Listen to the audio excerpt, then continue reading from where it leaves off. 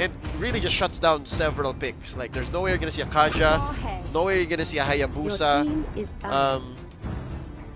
There's so many things that it stops your opponents from picking. And even the Jawhead, this one right here feels like a compromise to me. Because even the Unstoppable Force and even the Ejector is messed with by the existence of Popol. Or sorry, of Koopa. Yeah, the dog. Yeah. And they're gonna have to start depriving them of tanks here. Your team is banning. They have to deprive themselves of tanks because VFM. That's one of the solid things that they're lacking here. They're lacking an Atlas. They're lacking, I don't know, a high loss being picked up. Unless they're gonna go for a relatively squishy composition here for themselves. But it's time for the core. Is it going to be the Bruno that they showed earlier on, or Lancelot? I think Lancelot will be better. I agree. Lancelot could be the better pick here. That was an interesting ban by both teams. I mean, the Valier is okay. There you go, Lancelot. And the Hayabusa though, why the Hayabusa? I mean, sometimes you just risk it. Ooh, nice Masha pickup, and now the Atlas should show up here. If not the Atlas, I don't know what else could it be? A high loss for the chase down. Oh no! They're gonna do the Popol Popol Koopa tank. They're really going to split the HP bar here. All right, so very aggressive again from VFM. That would mean a support, or I mean another side lane here is up for grabs. Xborg, not be a bad idea. They need someone who could answer the Masha, tit for tat. So they need possibly. It's solely for the Barca Natalia. Yep, the Xborg was okay. All right. He's good. So, Claw here playing a little bit more closer to the fundamental lineup, while VFM, again, we know that they're capable of very aggressive starts. And again, we expect Tini here to do what he did in game number 2 versus EVOS SG, where he just crosses. He goes for the orange, let's go, goes for the purple, messes up Claw's core and support. Could be the way this game goes. Nomad, gotta ask you now, we have yet to be proven wrong by VEC Fantasy Main here. They have been able to draft very aggressively, play very aggressively, and only really dropping the ball in the super late game. But nonetheless, it's easier to not let that happen than it is to let go. So, ladies and gentlemen, here we go. Game number 1, VFM versus Claw Esports. It's the last series of the night, and so far, look at this. As expected, it's Tini going for the invade. As it should be. And it's pretty normal for the Masha Jawhead lineup to just expect the Masha to steal up the resource in the backlines. Wow, even a cut. Look at this. Oh, hold up, into the purple? Loser kid though. No, gonna go for the disengage, for the engage here. Nice flicker onto the secure kill onto Lancelot, and it's looking good for VFM. They're playing it very aggressive. Goofer's gonna go down, no doubt. This is gonna be an open purple ball being stolen. Wow, we're off to the races. This is even more aggressive than what VFM showed in game number 2 from earlier. And wow, already up ahead by 1,000 and change here. Not even 2 minutes. Not much Rex 69 could do. And they secure their own buffs, Nomad. They have their own. It's not like they had to sacrifice their own security. Yeah, it's a big investment that they did with that Masha, and it's already paying off in the early game. Depriving the Lancelot of the orange and the purples is really going to prove effective in the mid game, so to speak. But that is if they don't give away any kills, because 1 or 2 kills from the side of Claw will immediately turn things around for them.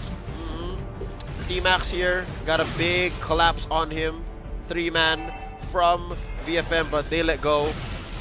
Taking the crab coin here. Broly pops the retribution.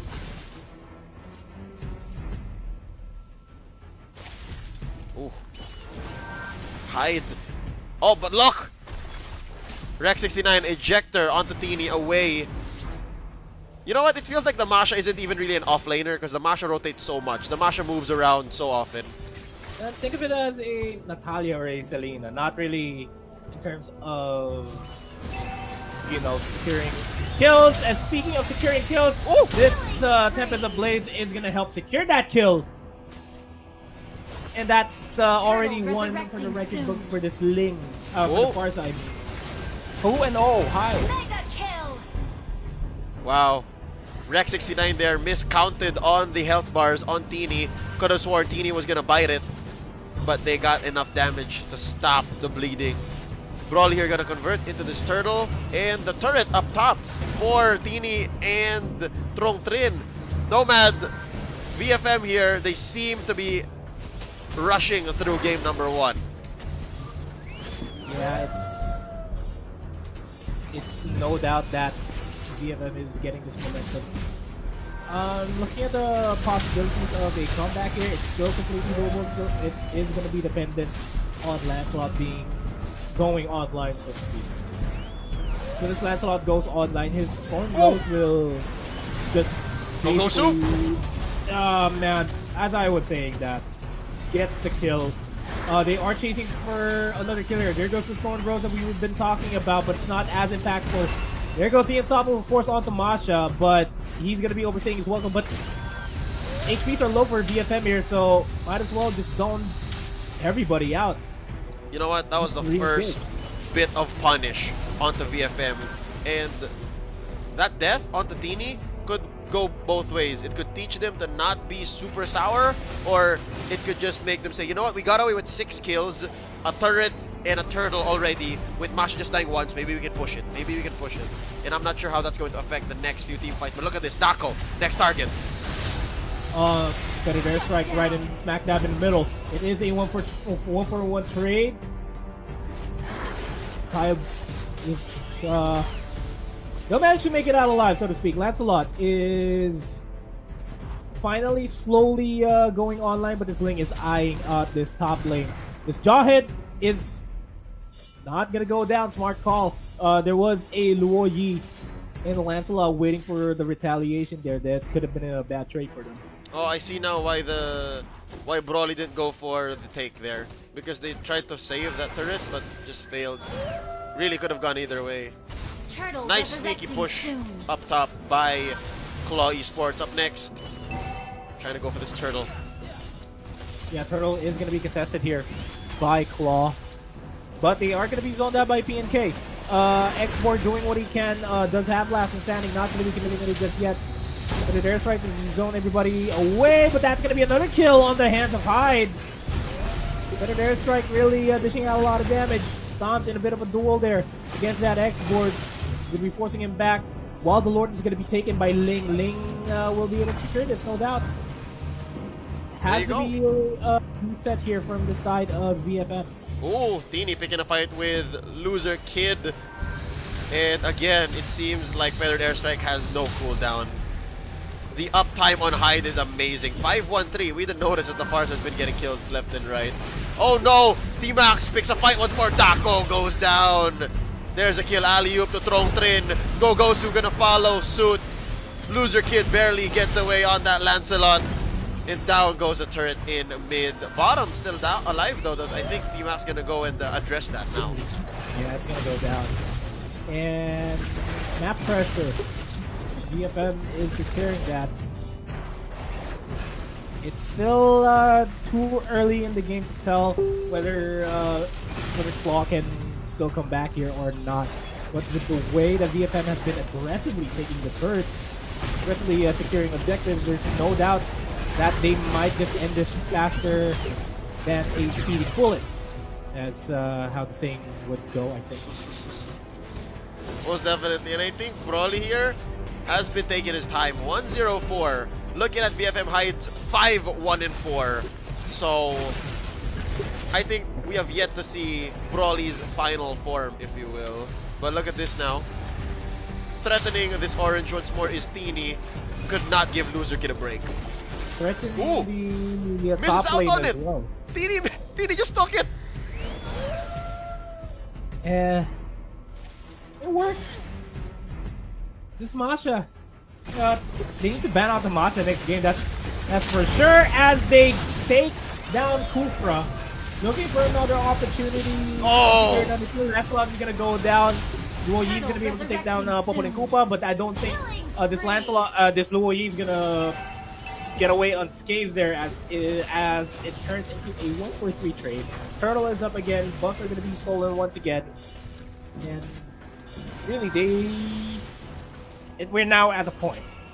We are now at that point where we can say that the comeback potential of Claw here is the window is getting smaller and smaller. It's starting to turn into like a little peepee hole, right? I mean, peephole. You know what I mean? 8 minutes in, literally, it's like putting thread through a needle. That's slowly what's happening here. And 7,000 gold, 8 minutes 30 seconds in, not a single death on Broly. And it's not like he's sour or anything. It's not like he's not participating in team fights. And yeah, Rex 69 blown out just like that. Gogosu gonna follow up after that feathered airstrike. Dako running away. Turret not gonna stand for long. All the lanes are crashing down. Nomad fundamentals covered by Claw, but they were not ready for such aggression. They could not save this turret. The aggression, this ruthless aggression, so to speak. They might just take down Kufra as well. That feather airstrike, no more, is gonna be more than enough to take down the kill. Sieging up the mid lane with these minions. Okay. Gonna be backing off. I said peephole. Now I'm pretty sure it's slow. One more turret, and it's going to be thread through a needle. Another turret, and then it's going to be a microscope. All right, but then again, as evidenced by the series before this, very possible that Vietnam, VEC, Fantasy Main drops the ball. They have the tendency, so let's not call it just yet. And then it's gonna go down. Bot lane is the next one in line. But I think, yeah, Claw's gonna be able to defend this without any problems. But Lord coming up in 15, and they are not in any position to contest. Like, as they are just approaching, Hyde can already pop the feathered airstrike, so that already hinders the contest. Lord resurrecting soon. Oh, Rex having a tough time here. So is Dako, especially 062 on the Kufra, not finding very good Tyrant's revenges. Yeah. I mean, it would be nice if the death and the assists were even if you're a Kufra, even if you don't secure kills, even if you die a lot, as long as you get an assist in every engagement that you get, I'd say that's worth it. But Dako just dies out completely without any assists coming whatsoever.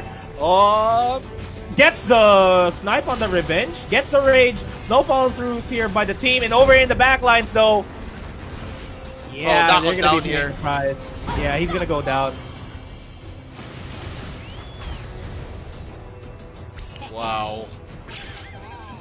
And just gonna wait for the Lord to come in. This is it. They need to manage the minion waves though.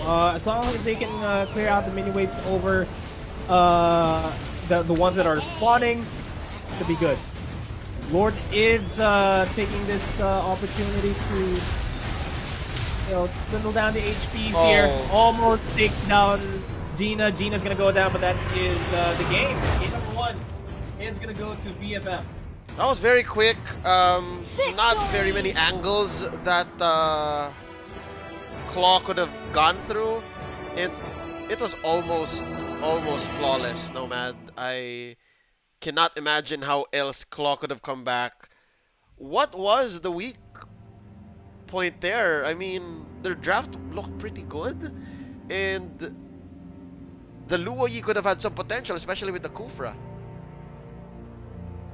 Well, VFM just had a heyday. Early kills onto Hyde really made the money start rolling in for him, and because of that, it's just started snowballing from them. And with that being said, Ling was able to capitalize on the fact that Farsa's feathered airstrike deals a lot of damage.